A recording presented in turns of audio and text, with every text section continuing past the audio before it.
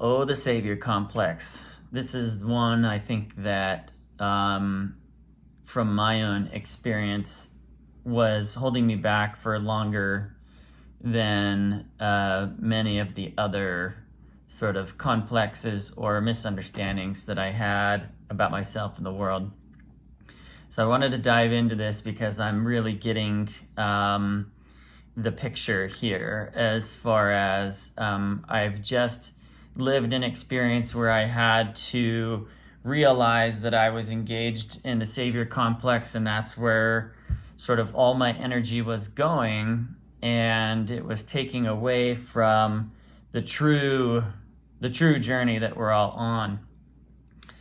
At least that I feel like I'm on, and me being human, like to imagine that others are probably going through this as well. So, the savior complex. To begin, essentially, this is something that, especially as a man growing up, we learned that the savior character is the glorified character, the idealized hero.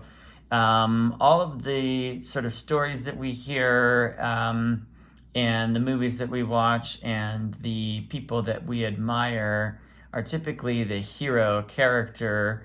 It's sort of like the white knight.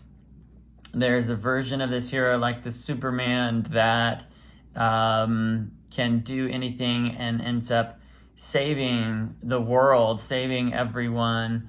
You look at any movie and there's like this one layer of the hero that saves the world. So ways that comes across with us, or with me, I should speak for myself, is my focus has been external to myself. So if I perceive that somebody needs rescuing or saving, that's where my energy goes.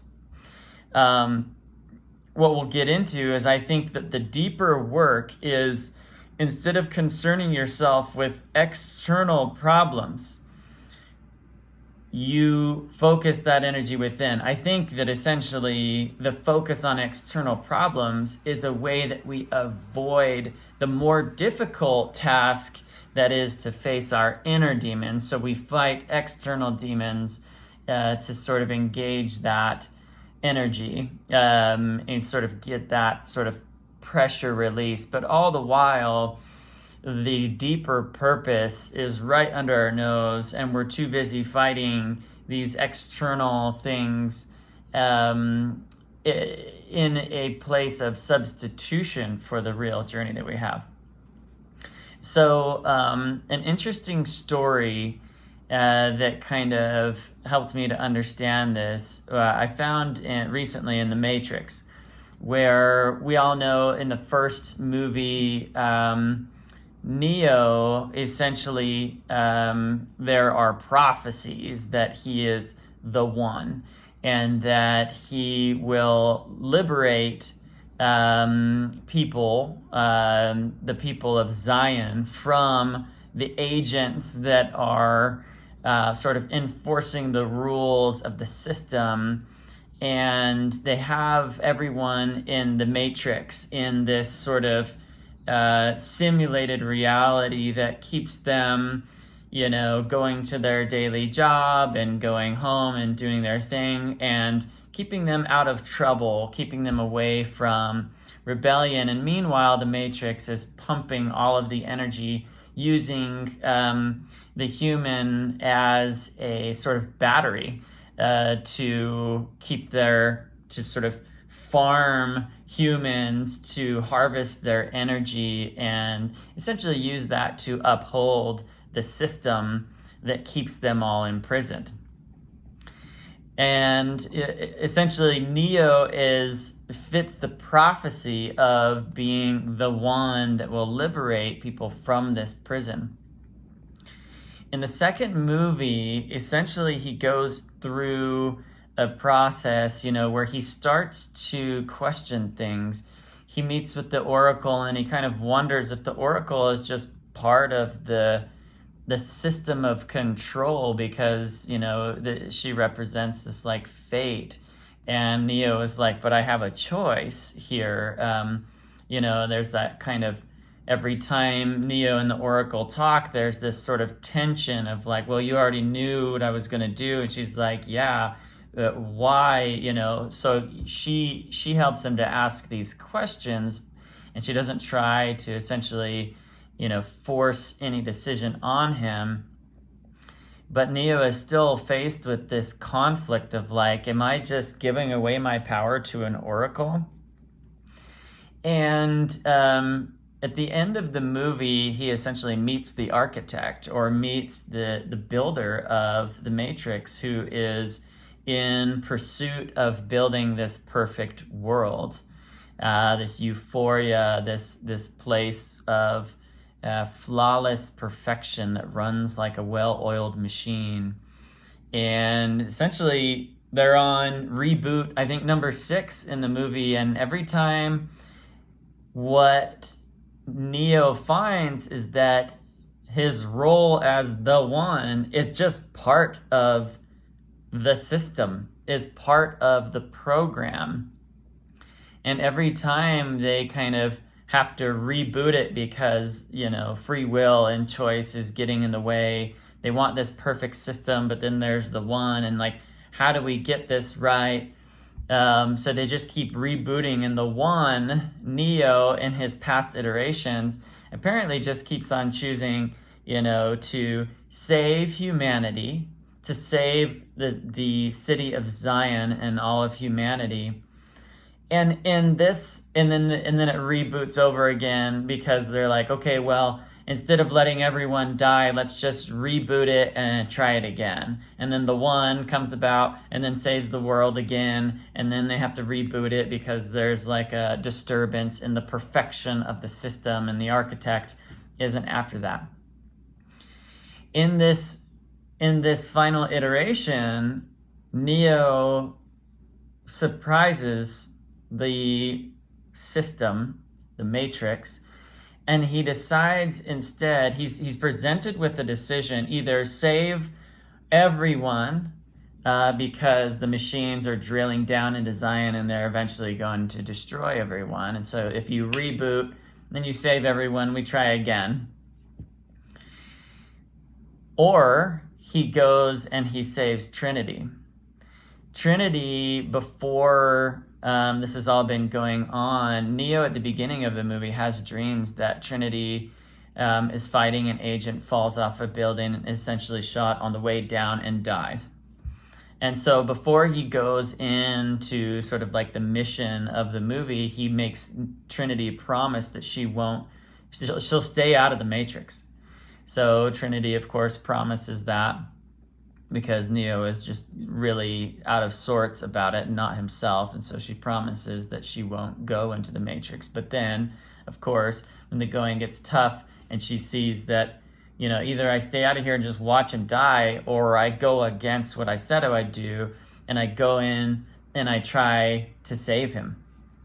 And then she puts herself in the situation of what Neo has dreamed about. Now, Trinity represents the anima, and Neo represents the self and the animus. So the animus is essentially telling the anima, so just to give a definition, the animus is the male principle in the male psyche, and anima is the female principle within the male psyche. So you can flip that around, and the animus would be the male principle in the female psyche, and then the anima would be like the self for women, essentially. So when Trinity says, I won't go in, I see this as a conversation between the animus and the anima, where we're like, look, I'm going to go into battle. Things are going to get kind of dicey. Like, I don't want you, anima, to see this. The anima is associated with things like irrationality and compassion and love and these things. And the animus is like convinced that you just need cool heads. If we're going in a battle, we can't have somebody sort of getting in the way with love, interests of love and compassion, and these types of, like, you don't want to see what we've got to do type of a thing. And then, of course, there is a rebellious side to the anima that, is going to, in certain situations, choose to defy the animus, excuse me. So essentially, then Neo is faced with the decision of saving Trinity, who has gone into the Matrix and now finds herself falling off of a building and she's about to die, or saving humanity. And the role that he plays as the One would dictate that he needs to save humanity. That's what the prophecies all say. That's what the system demands. That's what the world demands. But instead, he makes the decision to risk the death of all of the people in Zion and make the decision of his love of Trinity, and he goes and he ultimately flies in, saves Trinity, and has to bring her back to life. But that's the decision that he makes. And the movie ends with kind of a cliffhanger, but essentially, the decision was made to let Zion fall, and to turn away from his role as the Messiah or the One, and choose love. And there's a really interesting message here, a very potent symbol here. So once I saw this, I sort of started drawing parallels. Now, Prometheus was a god that defied the gods and gave fire to the humans. And essentially that was like self-awareness or consciousness to humans, whereas the gods or the system essentially wanted humans to just like follow, the programming and maintain the order. Prometheus then gave them this flame, and he was punished for it for eternity. And then that brings me to like Plato's Caves, where this is written by an ancient Greek philosopher, Plato, where there are people with their heads strapped to looking at a projection on a wall where there's a flame, and there are figures holding up sort of shadow puppets, let's say, and that becomes the people's reality. It's all they know. You don't know what you don't know. And then there's like this philosopher that escapes that environment and sees the sunlight and sees the real world. And a few of the lessons there is that, this is like the liberation of the psyche.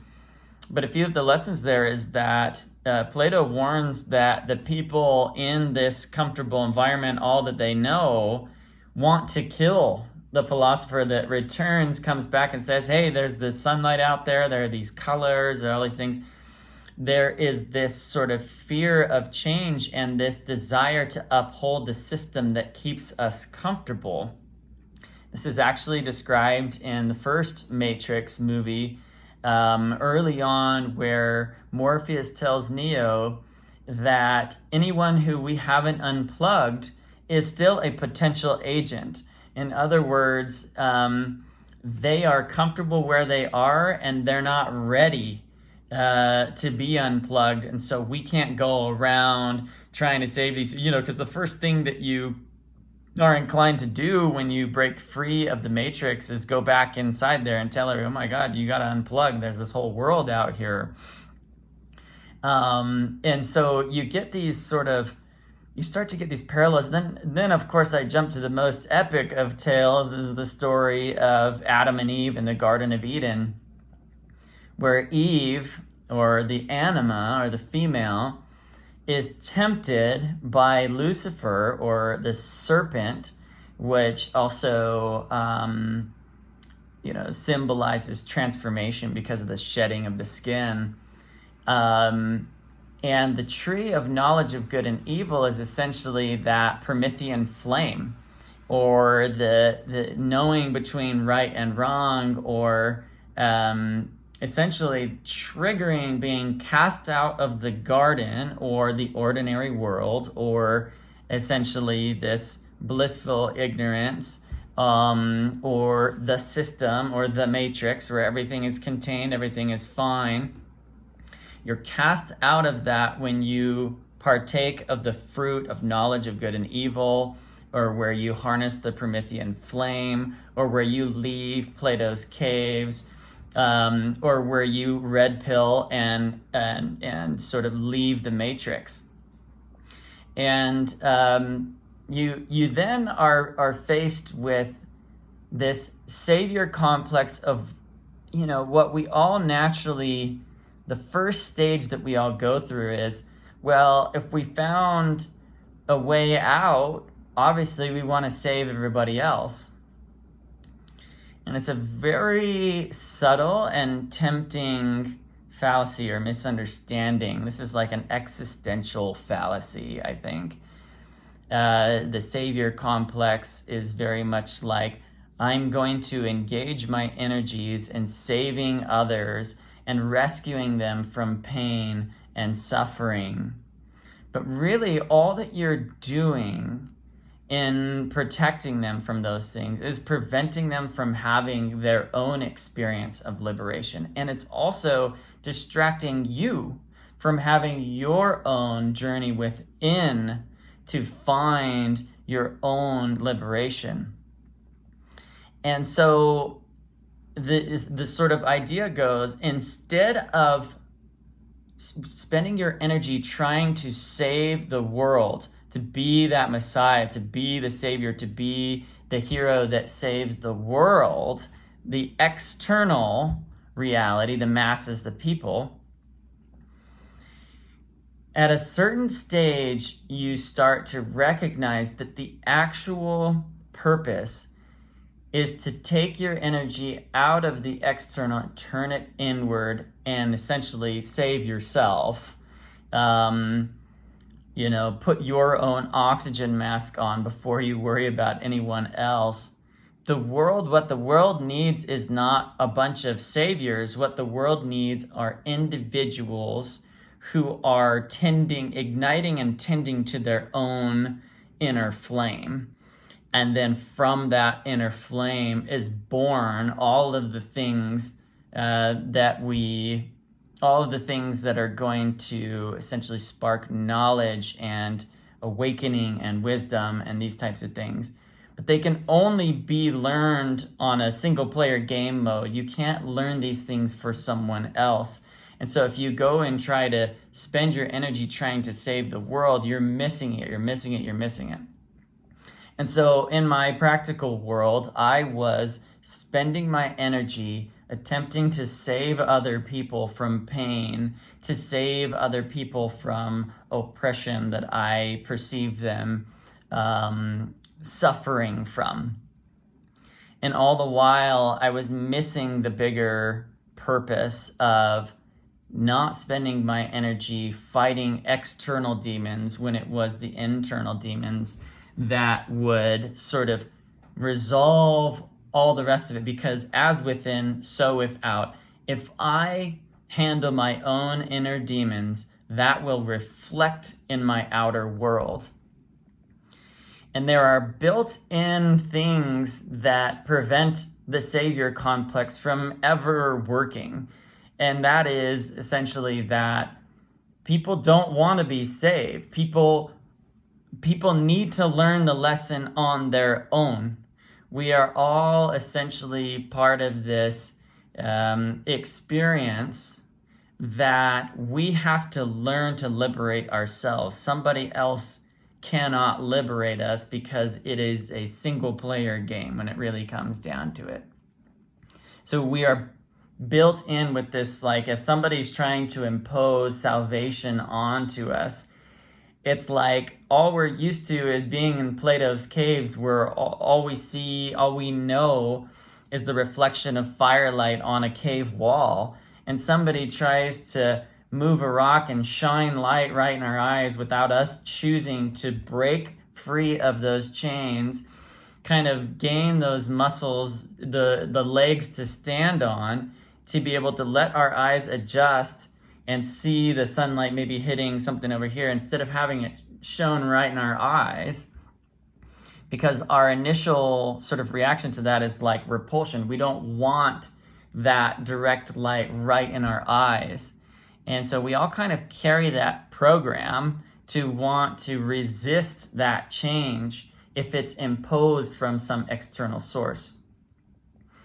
Okay, so once we've identified the fact that we are focused on we are focused on trying to save and rescue people outside of ourselves, the masses, let's say our co-workers, something within an institution that we feel is wrong and we need to fight against it, climate change or activism of some type.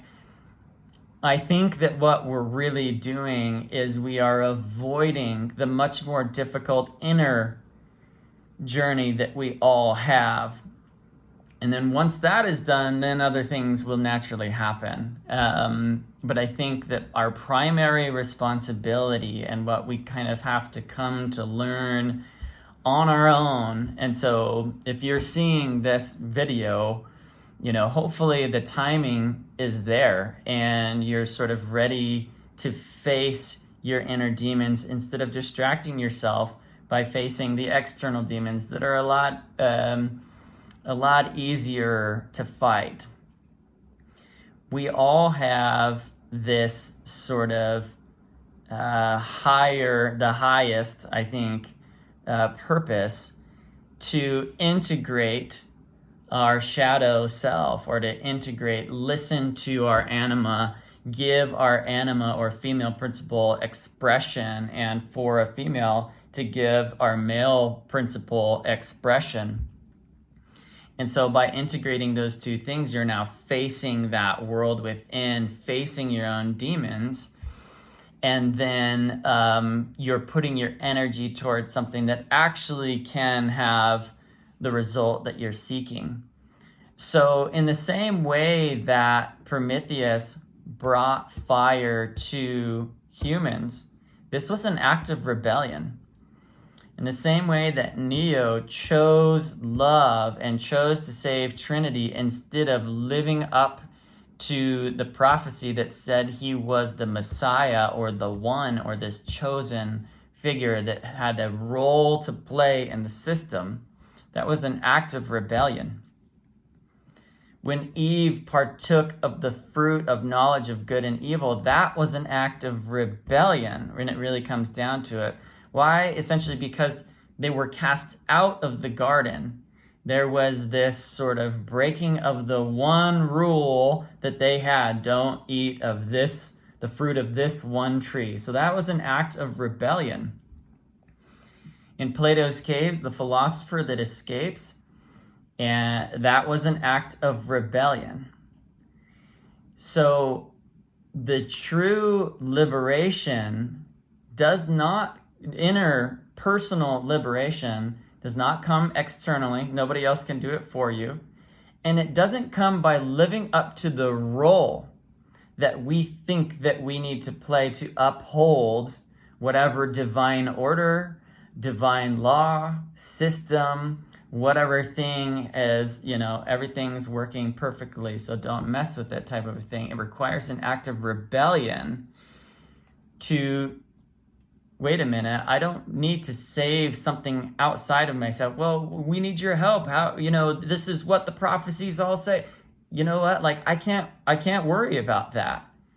I'm going to do this act of rebellion and choose to love my anima, or love my Trinity, love myself, instead of spending my energy trying to save the world who doesn't want to be saved. We're all programmed to not want to be saved and rebel against that.